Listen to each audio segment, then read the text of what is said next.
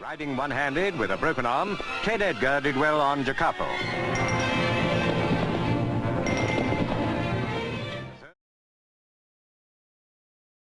Again, tales of Ted all day, I still wouldn't even scratch the surface. I hope today we'll see a little smile on your faces as well as you remember your own stories of Ted. And there will be hundreds, but that's the mark of the man. When Liz kindly asked me to step up here today, I thought, do you want me to tell stories of Ted in a church? If anyone hears thunder, let me know before the lightning strikes. The raging bull himself, outspoken and a trailblazer in his own way. Who else would ride around the Hickstead Derby with one arm in a sling simply to prove a point, or broker one of the sport's first major sponsorship deals? A demon to follow in the hunting field, but not much different out of it. With Ted, they didn't break the mould, they smashed it. He wouldn't have it any other way. Born in 1933, Ted's family moved to Leekwater in the 40s, starting his riding career, taught by his mother Ethel. Father was less enamoured with the idea. From winning on show ponies, puzzle and debutante, yes, for those that make the connection, before moving on to jumping through juniors and then seniors. Some will be aware too of his career as a jockey, starting from the age of 14 in point to point, as ever, not just dabbling, he rode over 70 winners. That was before he went on to jumping success. In 49, he took over the ride of Jane Summers from his sister. From there it took off. He went on to win the Horse and Hound Cup twice.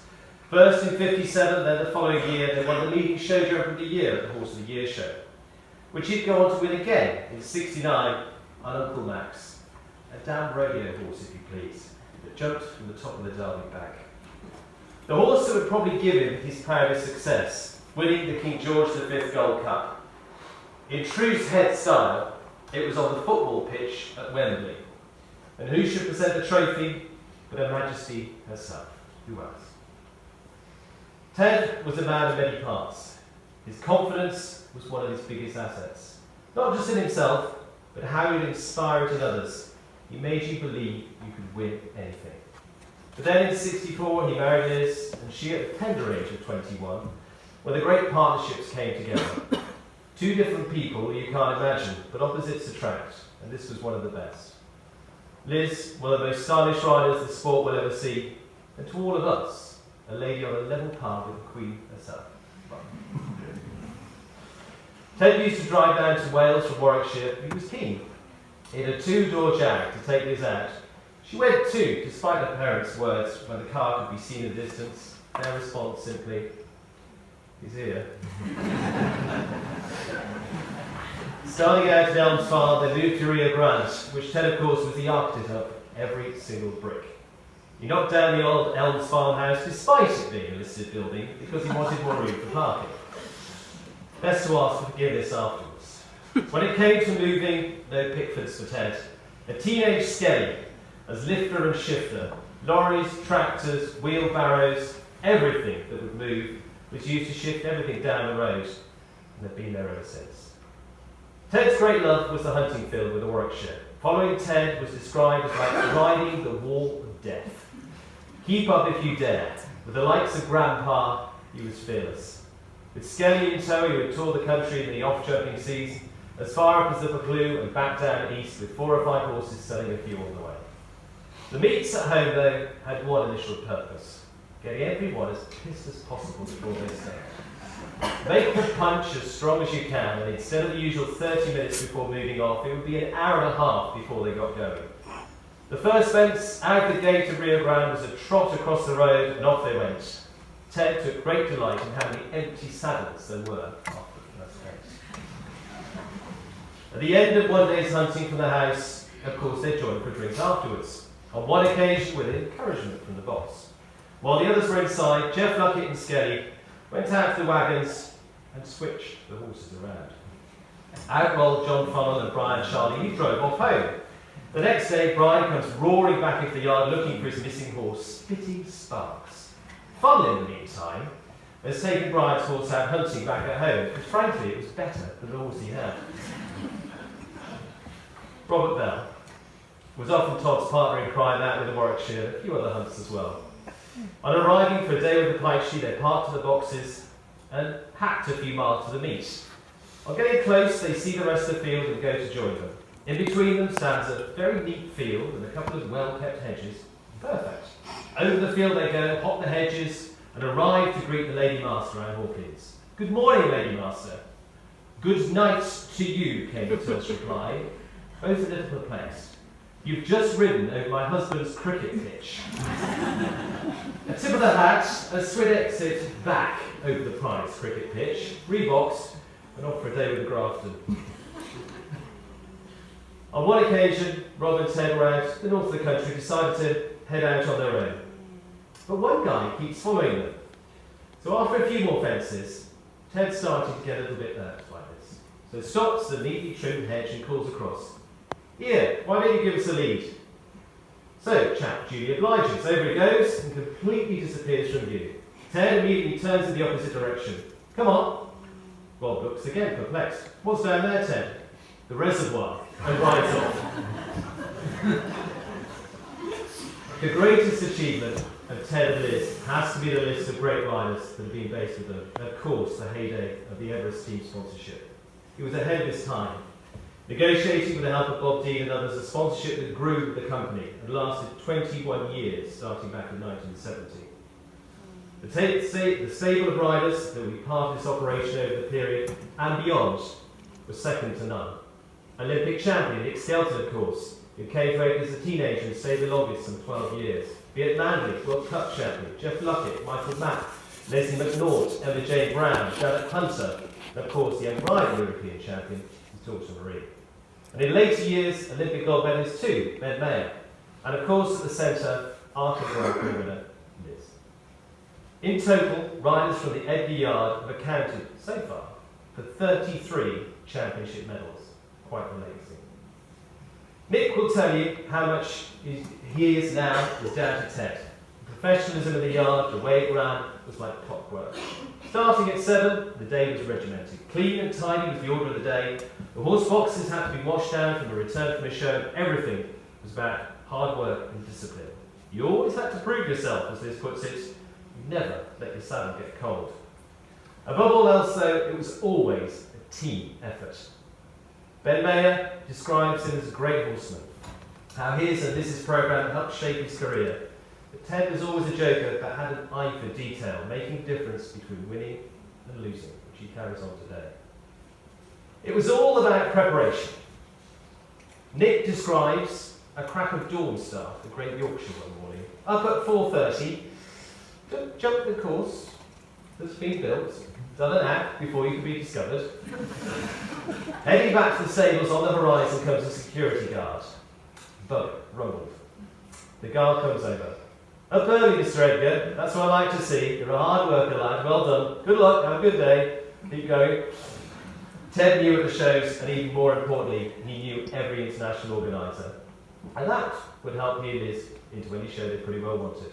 He was an amazing man to have on the floor. As Liz recalls, if you wanted to do something that was maybe on the edge of the rules, Ted would go and chat to the steward in charge and keep them nicely distracted until things were sorted. When Liz rode forever to become the first lady to win the Aachen Grand Prix, she was heading to the ring when Ted called her back and instructed her to jump another fence. The horse had already jumped several rounds. Ted's reasoning, he'll think he's going in for a rosette after this many rounds. Give him another pop. She did, she won. He was always thinking ahead. Ted's sixth sense, however, was his talent for knowing what was wrong with the horse and putting it right. A case with David recalls the Horse of the Year show. He was having a pole down every class for 4 days. Right, you in the collection ring at 8 o'clock, says Ted. He placed the pole on the floor, put David through a series of exercises, and for the next 3 months, the horse was unbeatable. However, there was always only ever one way with Ted. His way or the highway. He liked winning, and he didn't like not. Ted would have his moments for liking the odd tipple as well, maybe driving home, and maybe being sometimes a little heavy with the accelerator on the speed side, to put it mildly. Amongst the list of encounters with the local constabulary, back in '83, he'd been summoned to court in Leamington. So, in Ted's style, Of course, he went to court in the horse box, with a view that he'd drive the box there if they'd banned him, drive the horse home. He did actually get away with it on this occasion. A little more forward plan. When Skelton was 17, he was in the lorry and blazing with Ted Edgar on the side. When they stopped for speeding on this occasion, "I'm going to teach you a lesson in how to get out of a speeding ticket," explained Ted. The police told him that he'd been doing 40 miles an hour in a 30-mile-an-hour zone and asked if he knew he was speeding. Ted was extremely polite. "No, officer, I didn't. I didn't think I was going fast. I'm truly, truly sorry." The conversation continued, with Ted still in grovelling, apologetic mode. It seemed to be working until the copper said, "You were speeding in a built-up area in a lorry. I'm going to have to book you. What's your name?" With the lesson to Nick now shot, fine and points looming, Ted was somewhat less apologetic now. Leaning out the window, he pointed to the side of the lorry and replied, "Can't you effing reach?" From one conveyance to another, Ted, Colonel of the Camel Corps at Olympia. When Olympia first started in its current guise back in the 70s, everyone thought Ray Brooks Ward was nuts to try and put it on. Ted and Tom Hudson thought otherwise. Back in the first year, with only £300 of ticket sales in the bank, Raymond dressed Ted as a circus master with elephants, camels and a Liberty horse, and headed up Kensington High Street, giving away tickets for this new show.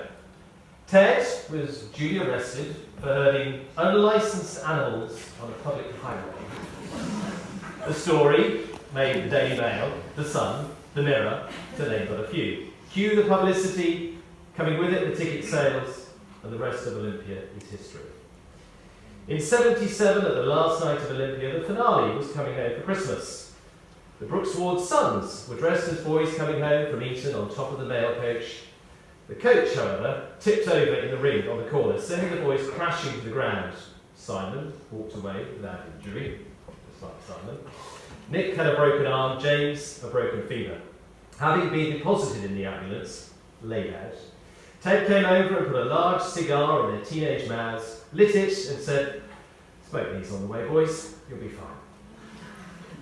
Ted coached none other than Prince Charles to ride at Olympia as part of the charity evening. He also hunted with him a few times as well. He even phoned the house one day with, possibly Marie, picking up the phone, not believing that the future monarch was on the end of the line. "There's someone on the phone who reckons he's Prince Charles," was the cry across the house. The Prince not only presented him with a signed set of photos of the Olympia event, but even sent him a Christmas card that was one of HRH's own hand-painted watercolours. Ted's influence and character can be summed up from the poem we'll hear shortly, and from the words of Kipling too.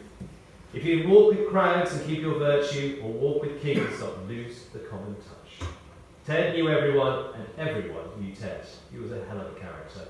Not easy at times, but no one ever had success without breaking a few eggs.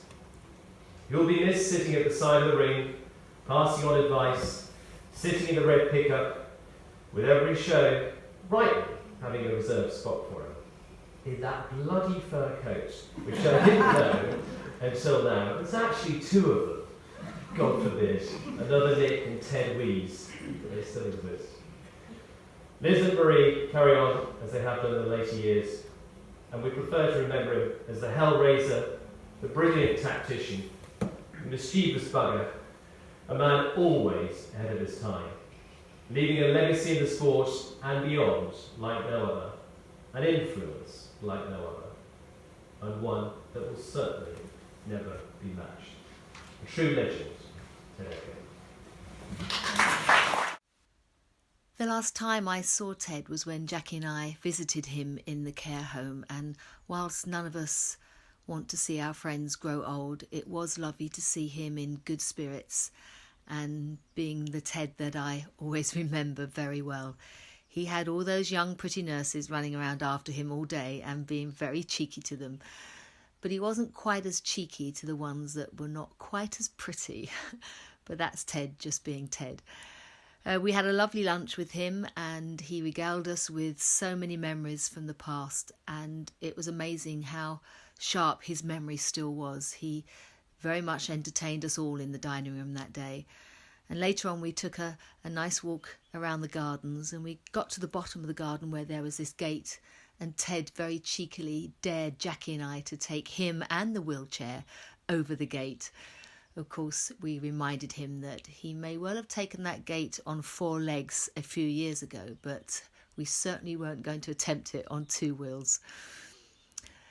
But I'd like to read a poem now that I believe was one of Ted's favourites, and when you hear the words, you'll understand why.